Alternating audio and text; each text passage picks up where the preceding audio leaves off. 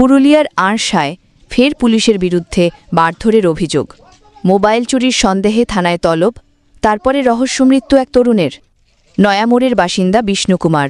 পরিবারের দাবি, পুলিশি হেফাজতেই তার মৃত্যু হয়েছে। তারা বলছেন, থানায় ডেকে নিয়ে বেধড়ক মারধর করা হয় বিষ্ণুকে। 4 দিন কেটে গেলেও পরিবারের কেউ দেহ নিচ্ছেন না। মোবাইলটা পাইছিল, মোবাইলটা ওকে ফোন করা হয়েছে, ও আসে না, ফোনটা লিখে আসে না, বারবার ফোন করছে, তুমি ফোনটা নিয়ে যাও, আসে না, আর ঘরের লোক তুলে নিয়ে যাই।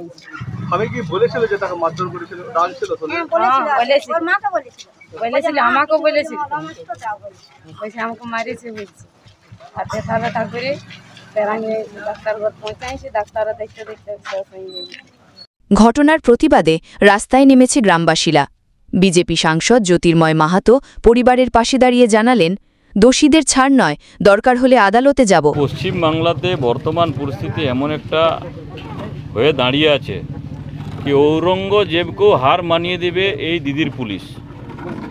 কিছুদিন আগে টামনা থানাতেও মোবাইল চুরির অপরাধে একজন যুবককে সিভিক ভলেন্টিয়ার এবং তার সঙ্গে তৃণমূলের মনে হয় যুব সভাপতি এরকম শুনেছি আমি, পিটিয়ে যে অবস্থা করে দিল, তাকে দেহত্যাগ করতে বাধ্য করেছে, মৃত্যুবরণ করতে বাধ্য করেছে। আর সেম আজকে আমরা যেখানে দাঁড়িয়ে আছি আড়সাতে, বিষ্ণু কুমার গত 16 তারিখে সে একটা মোবাইল পায়।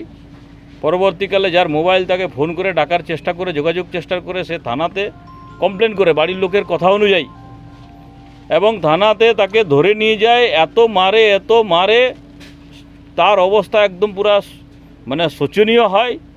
আড়সা যে সিরকাবাদ হাসপাতাল আছে, ব্লক হাসপাতালে নিয়ে গেলে ডাক্তারবাবু মৃত্যু বলে ঘোষণা করে। পুলিশ বলছে, ময়না তদন্তে কোনো আঘাতের চিহ্ন নেই, তবুও তদন্ত চলছে। আবেদন করব, পুলিশ ইজ দেয়ার, আমরা একদম ইম্পার্সিয়াল ইনভেস্টিগেশন করবো। দ্যাটস ওয়াই আমরা পিএমকে ভিডিওগ্রাফ করেছি, সুরতালকে ভিডিওগ্রাফ করেছি। আমার কাছে যে মেল এসছে, ইলেকট্রনিক কমপ্লেন এলে বিএনএসএসের যে প্রভিশন আছে সেই অনুযায়ী আমরা অ্যাকশন নিয়েছি। ইনভেস্টিগেশন বা এনকোয়ারি চাই, ইনভেস্টিগেশন যা হবে সেটা এসবই মেনটেন করে হবে। আমি সকলকে অনুরোধ করব, কোনো বিভ্রান্তিমূলক প্রচারে বা কোনো বিভ্রান্তিমূলক পোস্টে শিকার হবে। প্রশ্ন উঠছে, পুলিশি হেফাজতে কিভাবে মৃত্যু হলো বিষ্ণুর, আর কবে থামবে হেফাজতে মৃত্যুর কালো পর্দা?